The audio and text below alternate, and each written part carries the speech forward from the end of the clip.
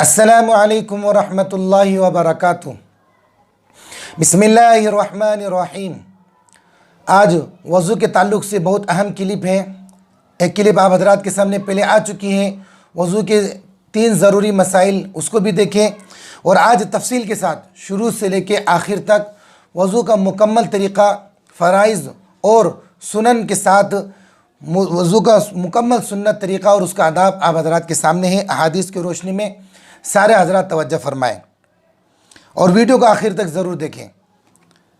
جس ذات کے لیے پاکی حاصل کی جا رہی ہے، اس کی ہیبت اور اس کے دبدبے کا استعظار ہو۔ جب ہم وضو کریں تو اللہ تبارک تعالیٰ کی رعب کا اور اللہ تبارک تعالیٰ کے دبدبے کا استعظار ہو۔ اللہ تبارک تعالیٰ کی ذات کو سامنے رکھ کر ہم وضو کریں کہ ہم یہ جو پاکی حاصل کر رہے ہیں اللہ تعالیٰ کے لیے کر رہے ہیں۔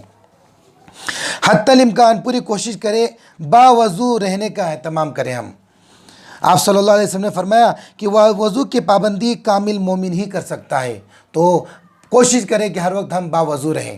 باوضو رہنا ایک کامل مومن کی علامت ہے۔ پانی میں اسراف نہ کرنا، فضول خرچی نہ کرنا، جتنی ضرورت ہے اتنی پانی استعمال کرنا۔ آپ صلی اللہ علیہ وسلم کا گزر حضرت سعد رضی اللہ تعالیٰ عنہ کے پاس سے ہوا جب کہ وہ وضو کر رہے تھے۔ آپ صلی اللہ علیہ وسلم فرمایا، اے سعد، یہ اسراف کیسا، یعنی یہ پانی کا اتنا زیادہ زیادتی کیسی؟ عرض کیا، کیا وضو میں بھی اسراف ہوتا ہے؟ آپ صلی اللہ علیہ وسلم فرمایا، جی ہاں، اگرچہ تم بہتی ہوئی نہر کے کنارے پر ہو، نہر کے کنارے پر وضو کر رہے ہو، پھر بھی فضول خرچی پانی کا نہیں ہونا، اس سے منع کیا۔ قبلے رخ ہو کر وضو کرنا، کوشش کریں کہ ہم جب وضو کریں تو ہمارا چہرہ جو ہے قبلے کی طرف ہو۔ وضو کی نیت کرنا، انما الاعمال بالنیات، عمل کا دار و مدار نیت پر ہے، تو ہم جو وضو کر رہے ہیں تو ہماری نیت بھی وضو کرنے کی ہو۔ صاف ستھری جگہ پر وضو کرنا، پاکی حاصل کر رہے ہیں، صاف ستھری جگہ پر بیٹھ کر ہم وضو کریں۔ بسم اللہ پڑھ کر وضو کرنا، آپ صلی اللہ علیہ وسلم نے فرمایا، اس شخص کا کامل وضو نہیں جو وضو کرتے وقت اللہ کا نام نہ لے۔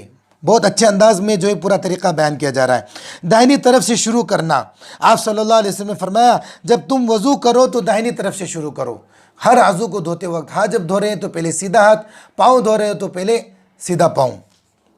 ترتیب سے وضو کرنا، ترتیب سے وضو کرنا، پہلے چہرہ دھونا، پھر دونوں ہاتھ دھونا، پھر جو ہے چوتھائی سر کا مسح کرنا، پھر دونوں پاؤں دھونا۔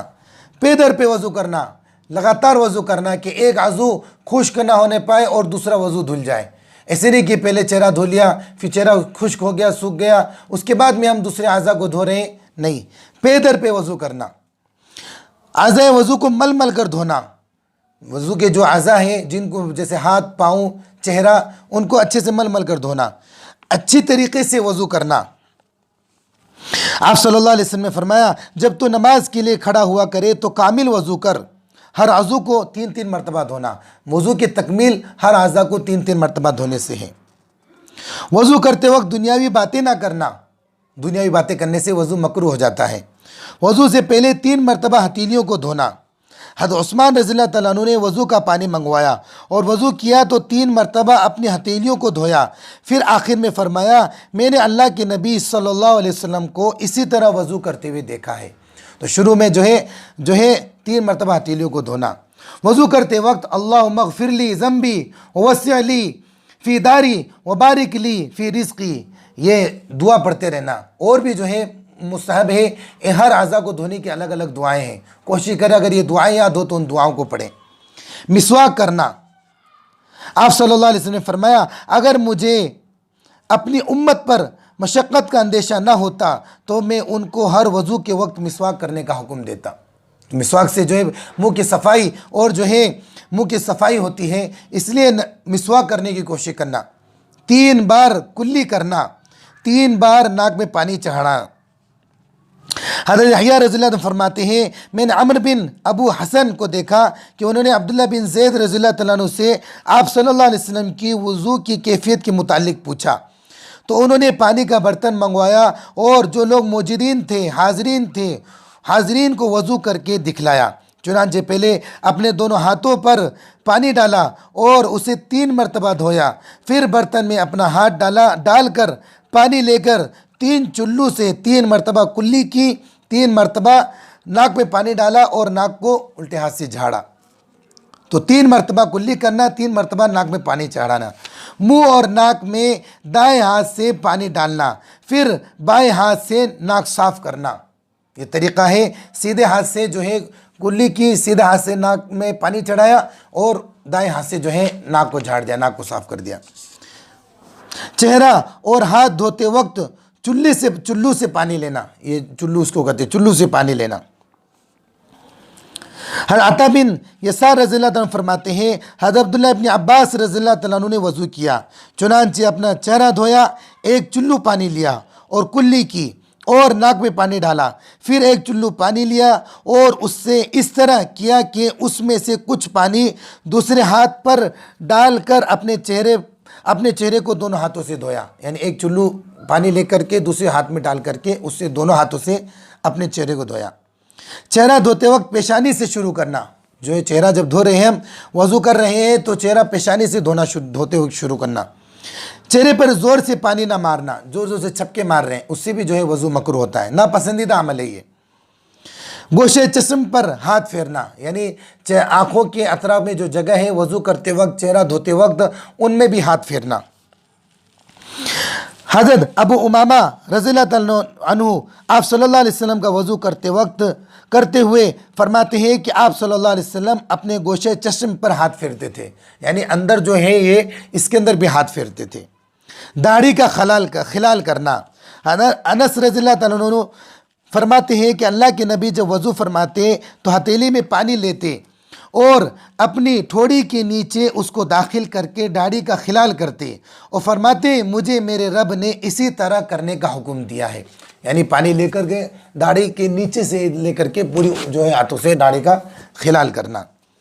ہاتھ اور پیر کی انگلیوں کے سرے سے دھونے کی ابتدا کرنا، کوہنیوں اور ایڑیوں پر اہتمام سے پانی بہانا۔ حضرت جابر بن عبداللہ رضی اللہ عنہ فرماتے ہیں آپ صلی اللہ علیہ وسلم جب وضو کرتے تو کونیوں پر پانی بہاتے، انگلیوں کا۔ آپ صلی اللہ علیہ وسلم فرمایا وضو میں خشک رہ جانے والی ایڑیوں کے لیے جہنم کی وعید ہے، اس لیے جو ہے ایڑیوں کے اوپر خاص طور پر، کونی کے اوپر خاص طور سے، ایڑیوں کے اوپر عام طور پر ہم اگر وضو کرتے ہیں، اگر سستی سے وضو کر رہے تو ہماری کونی سوکھی رہ جاتی ہے، ایڑی سوکھی رہ جاتی ہے، تو اس بات پر اہتمام کرانے کے لیے سختی کے ساتھ یہ حکم آیا کہ الگ سے کونیوں کے اوپر اور ایڑی کے اوپر جو ہے پانی ڈالے تاکہ وہ جگہ خشک نہ رہے۔ انگلیوں کا خلال کرنا، آپ صلی اللہ علیہ وسلم فرمایا وضو میں خشک رہ جانے والی ایڑیوں کے لیے جہنم کی وعید ہے۔ ہاں، آپ صلی اللہ علیہ وسلم نے فرمایا اپنے ہاتھوں اور پیروں کی انگلیوں کا خلال کرو، پیروں کی انگلیوں کا خلال بائیں ہاتھ کی چھوٹی انگلی سے کرنا۔ حضرت مستورد بن شداد رضی اللہ عنہ فرماتے ہیں میں نے نبی کریم صلی اللہ علیہ وسلم کو دیکھا کہ جب آپ وضو کرتے تو اپنی چھوٹی انگلی سے پیروں کی انگلیوں کا خلال کرتے، اپنی چھوٹی انگلی سے پیروں کی انگلیوں کا خلال کرتے۔ 3 مرتبہ ہر اعضاء وضو کو دھونا، پانی کی کمی وغیرہ یا کوئی عذر ہو تو 1 مرتبہ دھو کر اپنا فرض ادا کر سکتا ہے، ورنہ سنت یہ ہے کہ ہر اعضاء کو 3 مرتبہ دھونا اور اعضاء وضو کو 3 مرتبہ سے زیادہ نہ دھونا۔ آپ صلی اللہ علیہ وسلم نے 1 مرتبہ ہر اعضاء وضو کو 3 مرتبہ دھونے کے بعد ارشاد فرمایا وضو اس طرح ہوتا ہے، پس جو شخص اس پر زیادتی یا اس سے کمی کرے گا تو اس نے گویا کہ برا کیا اور ظلم کیا۔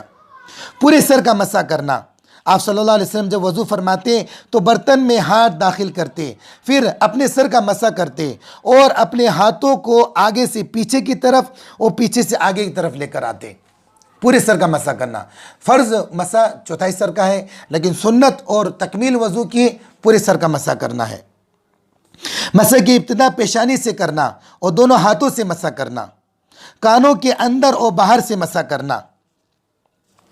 حضرت عبداللہ ابن عباس رضی اللہ عنہ فرماتے ہیں آپ صلی اللہ علیہ وسلم نے اپنے سر کا اور دونوں کانوں کا مسح کیا، کانوں کے اندرونی حصے کا شہادت کی انگلیوں سے اور باہر والے حصے کا انگوٹھے سے، اندر والے حصے کا شہادت کی انگلی سے اور باہر والے جو ہے یہ انگوٹھے سے، اس طرح مسح کرنا۔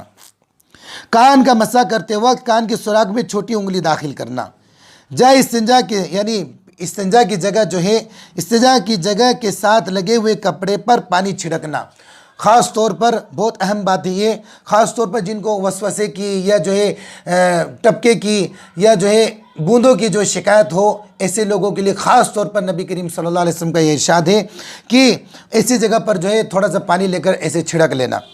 حضرت حکم رضی اللہ عنہ فرماتے ہیں آپ صلی اللہ علیہ وسلم نے پیشاب کیا، پھر وضو کیا اور اپنی استنجا کے ساتھ لگے ہوئے کپڑے پر پانی کو چھڑکا۔ یہ جو ہے عام طور پر جو آج کے زمانے میں جو ہے وسوسے کی بیماری کئی لوگوں میں دیکھنے میں آئی ہے، تو ایسے لوگوں کے لیے یہ حدیث بہت اہم ہے، جہاں پر جب بھی ایسے کچھ ہو پانی چھڑک لے اور اپنے ذہن سے ان باتوں کو نکال دے۔ اگر لوٹا یا برتن سے وضو کر رہا ہے تو وضو کا بچا ہوا پانی کھڑے ہو کر پینا۔ حضرت علی رضی اللہ تعالیٰ عنہ کے بارے میں مروی ہے کہ انہوں نے وضو کیا، پھر کھڑے ہوئے اور وضو کا بچا ہوا پانی لے کر اسے کھڑے کھڑے پی لیا۔ تو اگر لوٹے سے یا کسی برتن سے وضو کر رہے ہیں تو گنجائش ہے، ممکن ہے کہ وضو کا بچا ہوا کھڑا ہو کر پی لے، لیکن اگر نل سے ٹوٹی سے کر رہے ہیں تو پھر تو کوئی موقع ہی نہیں ہے۔ وضو کے بعد آسمان کی طرف دیکھتے ہوئے دعا پڑھنا، اشہد ان لا الہ الا اللہ وحدہ لا شریک لہ واشہد ان محمدا عبدہ ورسولہ اللہم اجعلنی من التوابین واجعلنی من المتطہرین واجعلنی من عبادک الصالحین۔ ابو داؤد شریف کی حدیث ہے۔ وضو کے بعد تولیہ کا استعمال کرنا، کسی کپڑے کے ذریعے سے اپنے وضو کے دھوئے ہوئے اعضاء کو صاف کرنا، پوچھنا۔ حضرت عائشہ رضی اللہ عنہا فرماتی ہیں اللہ کے نبی کے پاس ایک کپڑا تھا جس سے آپ وضو کے بعد وضو کے دھوئے ہوئے اعضاء کو پوچھ لیتے تھے۔ وضو کرنے کے بعد نماز شروع کرنے تک پرسکون رہنا، سکون سے بیٹھے رہنا۔ حدیث کے الفاظ ہے کہ نماز کا انتظار کرنا گویا کہ نماز کے اندر ہے، تو اس کو بھی جو ہے نماز کے انتظار کے اوپر بھی مکمل ثواب مل رہا ہے۔ تحیۃ الوضو پڑھنا، یہ تحیۃ الوضو کی نماز عام طور پر بہت کم ہم لوگ ادا کرتے ہیں، جبکہ نبی کا طریقہ تھا کیا؟ آپ صلی اللہ علیہ وسلم نے فرمایا جو شخص وضو کرے اور اچھی طرح وضو کرے پھر 2 رکعت نماز پڑھے جس میں بے توجہی نہ کرے تو اللہ جل شانہ اس کے اگلے گناہوں کو معاف فرما دیتے ہیں۔ کتنے اچھی جو ہے ہمارے لیے وعدے کی بات ہے، اس لیے جو ہے تحیۃ الوضو کی بھی ہمیں عادت ڈالنی چاہیے۔ تو بہرحال یہ جو مکمل طریقہ آج ہمارے سامنے آیا حدیث کے حوالے کے ساتھ، مکمل آداب، مکمل سنت طریقہ حدیث کے حوالے کے ساتھ ہے، اور سنن و فرائض ساری باتیں اس کے اندر آ گئی ہے۔ سارے حضرات سے درخواست ہے ویڈیو کو پوری دیکھیں اور آگے بھی شیئر کریں اور چینل کو ضرور سبسکرائب کریں۔ اللہ تبارک تعالیٰ ہمیں وضو کو اور ہر عمل کو نبی کریم صلی اللہ علیہ وسلم کے سنت اور ان کے طریقے کے مطابق کرنے کی توفیق عطا فرمائے۔ السلام علیکم ورحمۃ اللہ وبرکاتہ۔